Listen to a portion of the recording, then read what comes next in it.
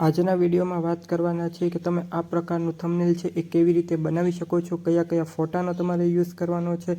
તેના માટે તમારે પ્લે સ્ટોરમાંથી પિક્સલ એપને ડાઉનલોડ કરવાની છે અને ઓપન કરવાની છે। જેવી તમે પિક્સલ એપને ઓપન કરશો એટલે તમને આ એક પ્રકારનું પેજ જોવા મળશે। આ પેજ જોયા પછી તમારે અહીં 3 ડોટ ઉપર ક્લિક કરવાનું છે એટલે તમને એક ઓપ્શન જોવા મળશે ઇમેજ સાઇઝ। તમારે એના ઉપર ક્લિક કરવાની છે। ક્લિક બાર અહીં કસ્ટમ ઉપર તમારે ક્લિક કરવાની છે। જેવી કસ્ટમ ઉપર ક્લિક કરશો એટલે તમને એક ઓપ્શન જોવા મળશે યુટ્યુબ ચેનલ બેનર।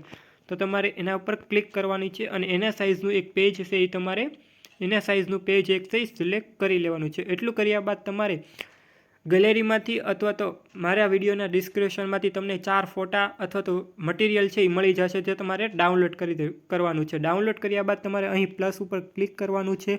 પ્લસ ઉપર ક્લિક કર્યા બાદ તમારે ફાઇલમાં જવાનું છે, તમારી સ્ટોરેજમાં જવાનું છે। તમે જે ઇમેજીસ ડાઉનલોડ કર્યા છે એને સિલેક્ટ કરવાના છે। તો અહીં આપણે એક ઇમેજ છે એને આપણે સિલેક્ટ કરીશું। આ પ્રકારનો એક ઇમેજ છે, આપણે એને સિલેક્ટ કરીને ઓકે કરી દઈશું। તમારે અહીં ક્લિક કરવાની નથી, અહીં તમારે ગોલ રાઉન્ડ ઉપર ક્લિક કરવાની છે। ક્લિક કર્યા બાદ તમારે નીચે જવાનું છે એટલે તમને એક ઓપ્શન જોવા મળશે રિલેટિવ સાઇઝ। તેના પર તમારે ક્લિક કરવાનું છે અને સાઇઝને વધારી દેવાની છે। આવી રીતે વધાર્યા બાદ તમારે ઓકે કરી દેવાનું છે। ત્યારબાદ તમારે અહીં કલરના ઓપ્શનમાં જવાનું છે, તેના પર ક્લિક કરવાનું છે, એને ઇનેબલ કરી દેવાનું છે અને ગ્રીન સ્ક્રીન છે એ સિલેક્ટ કરી લેવાની છે। ત્યારબાદ જે લાસ્ટમાં 2 બોક્સ છે એના પર ક્લિક કરવાની છે। કલરના ઓપ્શનમાં જઈને તમારે અહીં બ્લેક કલર છે એ સિલેક્ટ કરીને ઓકે કરી દેવાનું છે। એટલું કર્યા બાદ ફરી વખત તમારે તમારા સ્ટોરેજમાં જવાનું છે એટલે કે પ્લસનો ક્લિક કરવાની છે, ફ્રોમ ગેલેરીમાં જવાનું છે, ઇન્ટરનલ સ્ટોરેજમાં જઈને તમે જે ઇમેજીસ ડાઉનલોડ કર્યા છે તેને સિલેક્ટ કરવાના છે। તો આપણે ઇમેજને સિલેક્ટ કરી લઈશું। આ પ્રકારનો એક ઇમેજ છે એને આપણે સિલેક્ટ કરી લઈશું અને આ જે સ્ક્રીન છે એની અંદર આપણે સેટ કરી દઈશું। આવી રીતે એની સાઇઝમાં થોડોક વધારો કરીને આપણે એને એક સાઇઝમાં સેટ કરી દઈશું। આવી રીતે આપણે એને સેટ કરી દઈશું। એટલું કર્યા બાદ તમારે નીચે જવાનું, ગ્રાઉન્ડ ઉપર ક્લિક કરવાનું છે, નીચે જવાનું છે। નીચે જશો એટલે તમને ઓપ્શન જોવા મળશે ટુ બેક, એના પર તમારે ક્લિક કરવાનું છે એટલે આવી રીતને તમને એક ઓપ્શન, આવી રીતને તમારી સાઇઝ છે એ બની જશે। એટલું સેટ કર્યા બાદ આપણે ફરી વખત કલરના ઓપ્શનમાં જઈશું, ઇનેબલ કરીશું અને આપણે યલો કલર છે એ સિલેક્ટ કરી લઈશું અને ઓકે કરી દઈશું। એટલું કર્યા બાદ ફરી તમારે પ્લસ ઉપર ક્લિક કરવાનું છે, શેપના ઓપ્શનમાં જવાનું છે એટલે તમને એક બોક્સ જોવા મળશે। આ બોક્સની સાઇઝમાં તમારે થોડોક વધારો કરી દેવાનો છે, આવી રીતે વધારો કરી દેવાનું છે। હવે આ જે બોક્સ છે એને આપણે 45 ડિગ્રી જેટલું રોટેટ કરવાનું છે। એના માટે તમારે નીચે જવાનું છે। નીચે જશો એટલે તમને એક રોટેટનો ઓપ્શન જોવા મળશે, અહીં રોટેટનો ઓપ્શન જોવા મળશે। આ રોટેટમાં તમારે 45 ડિગ્રી આ બોક્સને છે એ રોટેટ કરવાનું છે। આવી રીતે 45 ડિગ્રી આપણે રોટેટ કરી નાખીશું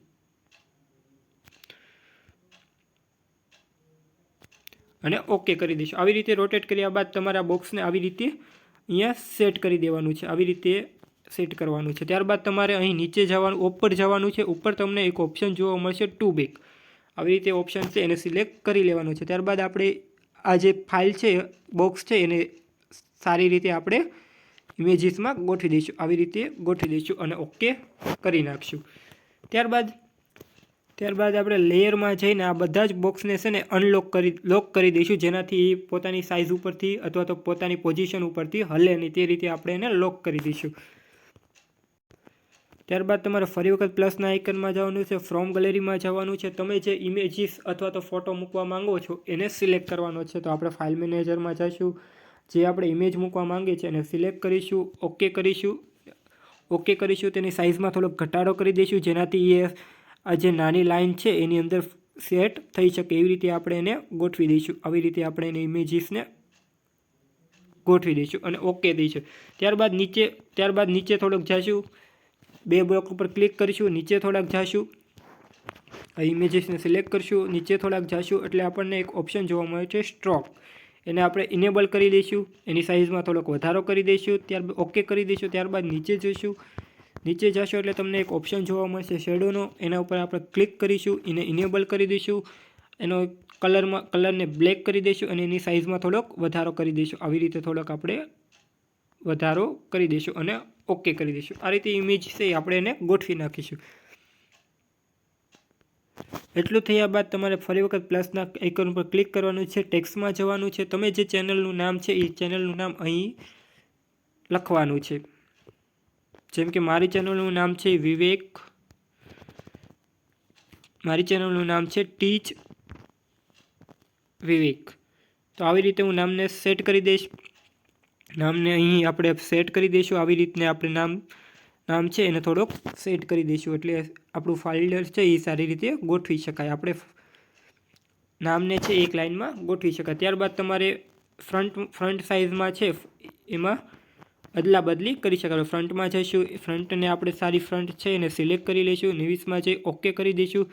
એટલે આવી રીતે ફ્રન્ટ છે આપણે એની સાઇઝમાં થોડોક ઘટાડો કરી દઈશું. આવી રીતે એની સાઇઝમાં થોડોક ઘટાડો કરી દઈશું. આવી રીતે ઘટાડો કરી ત્યારબાદ તમારે કલરના ઓપ્શનમાં જવાનું છે. નીચે જઈશું એટલે તમને એક કલરનો ઓપ્શન જોવા મળશે. ત્યારબાદ થોડોક અડધા કલરને આપણે ચેન્જ કરી નાખીશું, યલો કરી નાખીશું, પ્લસ ઓકે કરવાનું. ત્યારબાદ તમારે નીચે જવાનું છે. નીચે જશો એટલે તમને એક ઓપ્શન જોવા મળશે સ્ટ્રોક, એને ઇનેબલ કરી દેવાનું છે,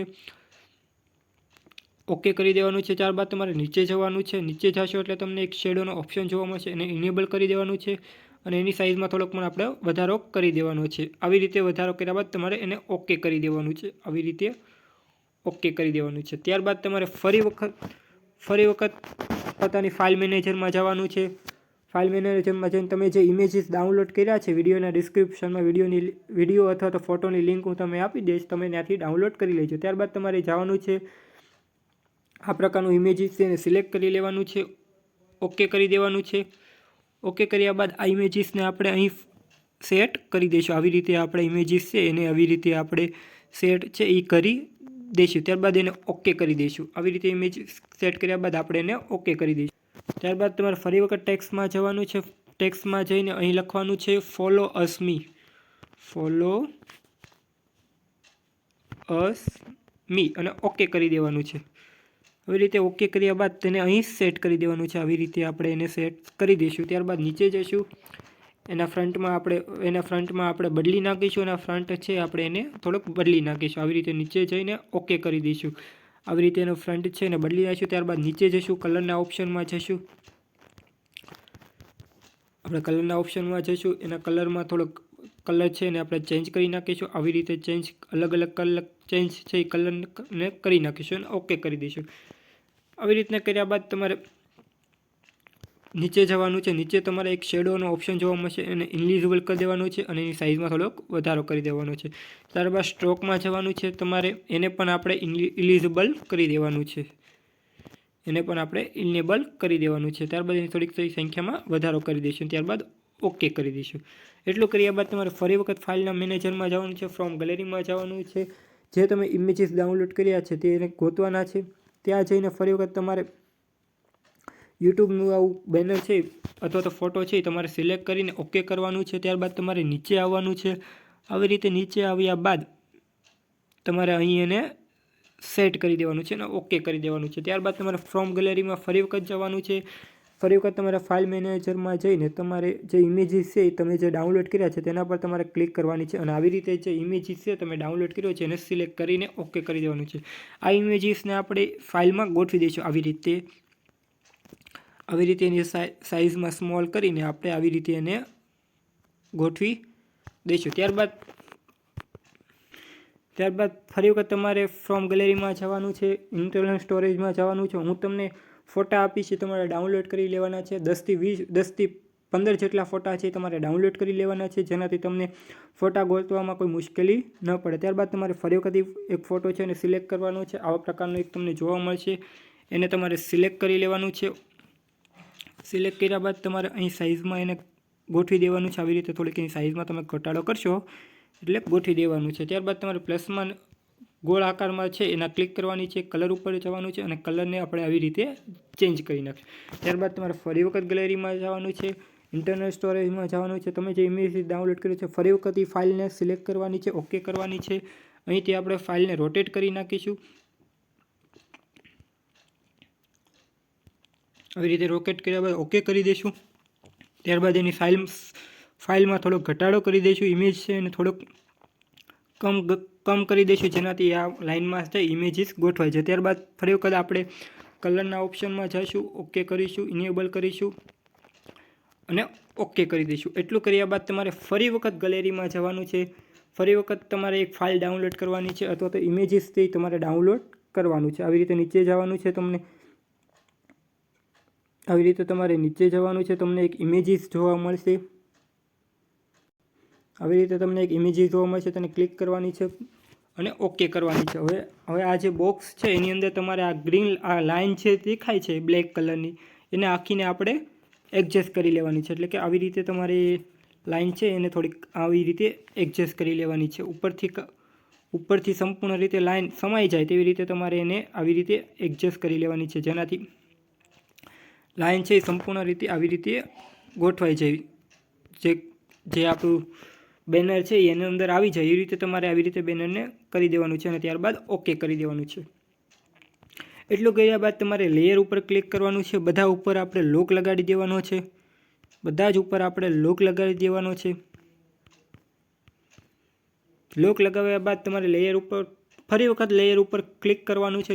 લેયર ઉપર ક્લિક કર્યા બાદ તમારે જે બ્લેક લાઇન છે બ્લેક લાઇન છે અહીં છે એને આપણે ડિલીટ કરી દેવાની છે. અહીં જે તમને બ્લેક લાઇન દેખાય છે આ બ્લેક લાઇન એને આપણે અહીં ઓપ્શન ડિલીટનો ઓપ્શન છે એના ઉપર ક્લિક કરી દેવાનું છે. એટલે આ પ્રકારે ક્લિક કરવાથી જે બેકગ્રાઉન્ડ છે એ રિમૂવ થઈ જશે અને આ રીતેનું અમેઝિંગ બેકગ્રાઉન્ડ છે આપણને જોવા મળે છે. તો આ થઈ ગયું આપણું બેકગ્રાઉન્ડ રિમૂવ અને આપણને બહેતરીન બેનર છે એ બનેલું જોવા મળે છે. આ બેનરનો ઉપયોગ તમે તમારી યુટ્યુબ ચેનલમાં કરી શકો છો, જેનાથી જોવામાં પણ ઇમ્પ્રેટિવ લાગે અને જોવામાં પણ સારી ઇમ્પ્રેશન થાય.